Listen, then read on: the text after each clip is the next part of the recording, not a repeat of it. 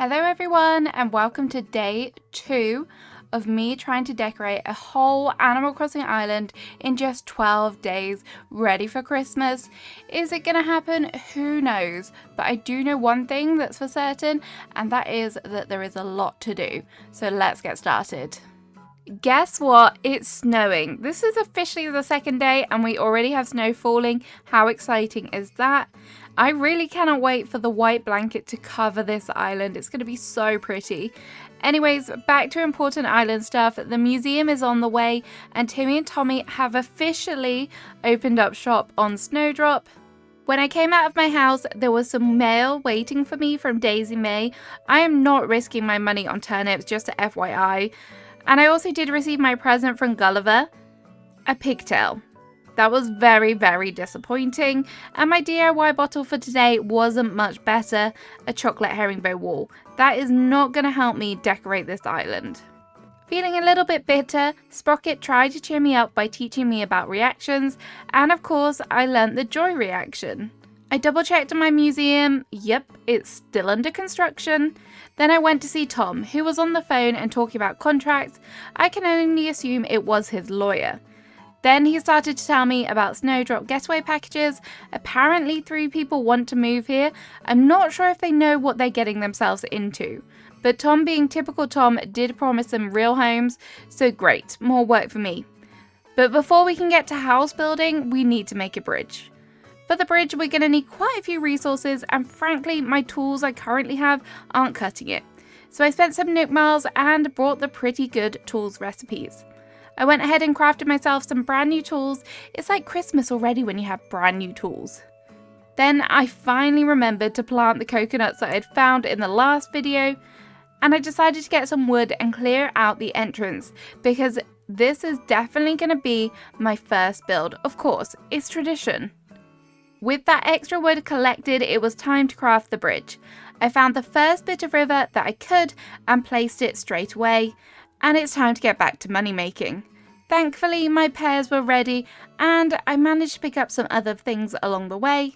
With my pockets full and the shop finally open, I headed inside and was greeted by Timmy, Tommy, and Mabel. With the shop and museum now open, I'm coming for you next, Mabel. Timmy introduced me to all of the fancy things that the shop can do, but let's face it, I'm here to buy and sell. Buy and sell. So that's exactly what I did. I made my first sale to the twins. Give me your money, boys. Having fully looted the island and daily tasks completed, I decided to hop forward a day. Tom had a big announcement to make. The museum is officially complete.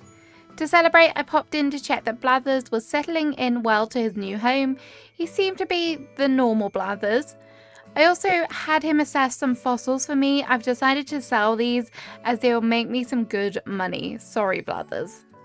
After my visit, it was time to relax. No, wait, not relax. Back to resource gathering, of course.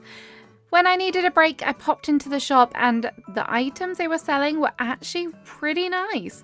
So I dropped some serious bells. Home loan, who? The treats didn't stop there as I also expanded my DIY knowledge with the Test Your DIY Skills recipe kit. After my excessive spending, I was happy to see that my cherries had become harvestable today. I also found my happy place by watering flowers. Until my can broke, that is. Tom was calling my name, so I popped in to see him and decided to host a celebration for the museum. I should have probably changed my outfit, or is the diving suit a vibe? I'm undecided. Back in the tent, and Tom finally issued me with the 3 housing kits.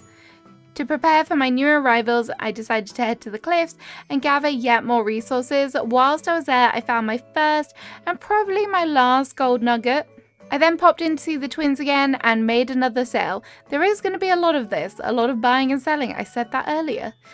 I had collected quite a few Nook miles, so I decided to treat myself to some tickets, a grand total of 3. Let's go hunting and find these first new villagers. I really hope I wore my lucky underwear today. I clearly did not have my lucky ones on because the first ticket was Benjamin. Don't get me wrong, he's kind of cute. If you look at him from behind, that is. I of course didn't waste my ticket and gathered lots of resources.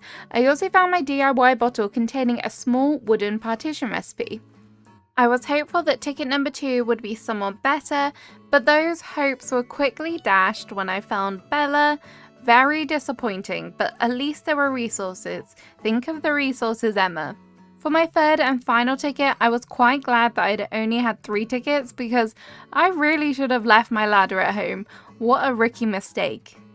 Unfortunately, the villager was definitely not a winter one because it was the bright pink peaches.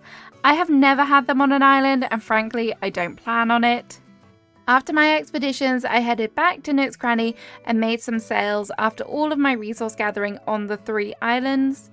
Now it's time to get these plots completed. I went ahead and placed all 3 of them and then got to crafting on the first plot. Thankfully, I had lots of pairs to craft the pair bed and wardrobe. I managed to place all of the items eventually and then turned them in. I let Tom know that it was done and quickly ran back to see who it was. Ugh, Hornsby. This is definitely not the winter dreamy I was after. Oh well, time to get to work on the next plot. I skipped forward a day to move in Hornsby, and Ursula is officially the Island Welcome Committee, giving me gifts left, right and centre. Back to crafting for plot number 3.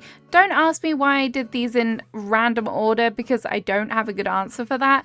But anyways, for this one, I was so thankful that I'd been harvesting lots of wood because the recipes for this one definitely called for it.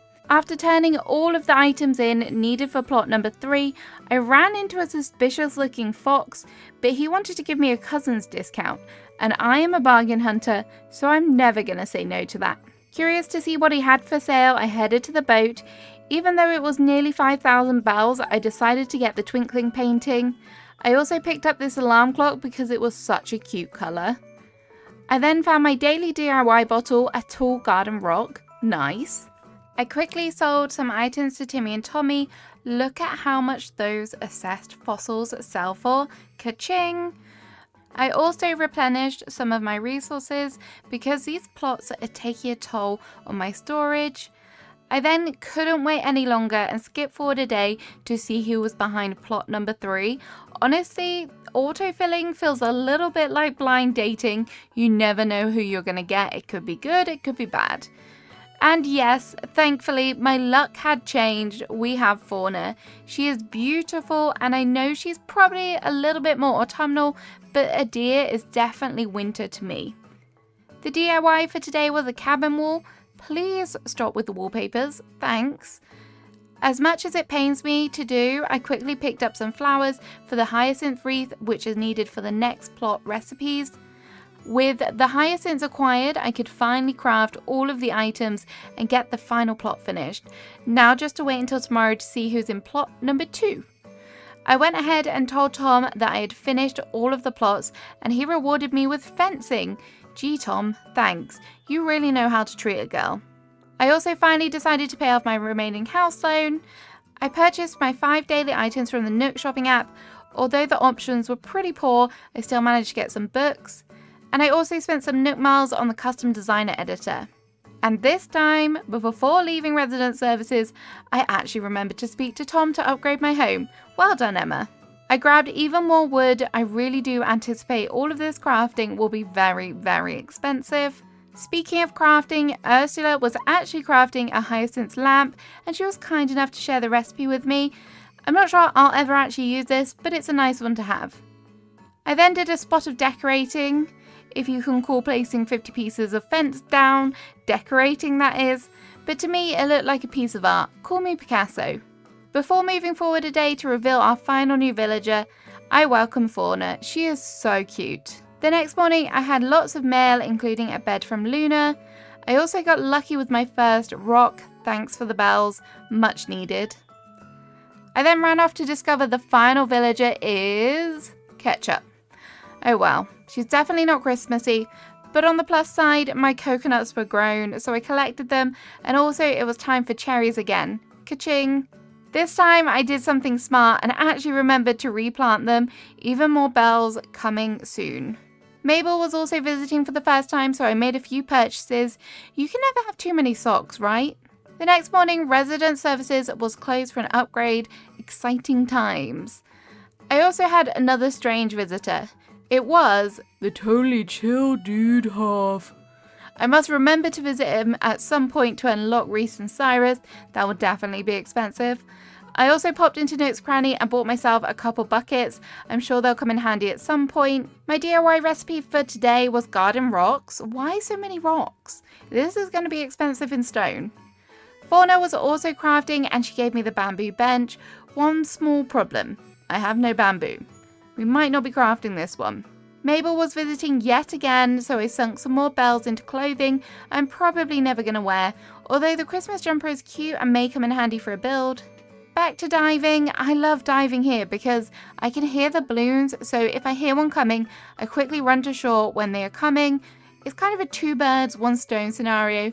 Items from diving and also items from balloons. Ursula taught me the disagreement reaction, which I'm actually quite happy about. And we're on to the next day. And resident services is open. I was also introduced to Isabel for the first time. The troublesome twosome are here. But can we just take a minute to appreciate their winter outfits?